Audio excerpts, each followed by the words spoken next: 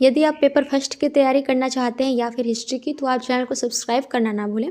चलिए शुरुआत करते हैं और समझते हैं। तराइन का जो द्वितीय युद्ध हुआ था, यह पृथ्वीराज चौहान और मोहम्मद गौरी के बीच में हुआ था 1192 में।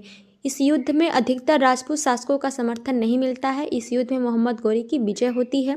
इस जीत के बाद उत्तर भारत में इस्लामिक साम्राज्य की शुरुआत होती है।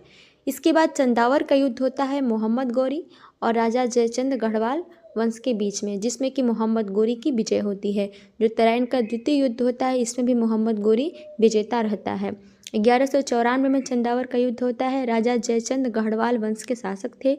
इस युद्ध में मोहम्मद गौरी विजय हासिल करता है। वह अपने गुलाम कुतुबुद्दीन ऐबक को दिल्ली का शासक नियुक्त करता है। मोहम्मद गौरी की मृत्यु के बाद कुतुबुद्दीन ऐबक शासन करते हैं और गुलाम वंश की यहीं पर 1206 में स्थापना वह करता है। इसके बाद आपको गुलाम वंश देखने को मिलता है और आगे इसके बाद आपको खिलजी वंश देखने को मिलता है। सल्तनत काल की यहीं से शुरुआत होती है, जिसमें कि टोटल 5 डायनेस्टी रूल करते हैं, जिसमें कि सबसे पहले गुलाम वंश, खिलजी वंश, तुगलक वंश, सैयद वंश और लोदी वंश आते हैं। यहाँ पर हम बात करते हैं अलाउद्दीन खिलजी के बारे में। यह खिलजी वंश का एक महत्वपूर्ण शासक रहता है। अलाउद्दीन खिलजी स्वयं को दूसरा अलेक्जेंडर बोलता है। अलाउद्दीन खिलजी ने सिकंदर ए सानी की उपाधि धारण की थी।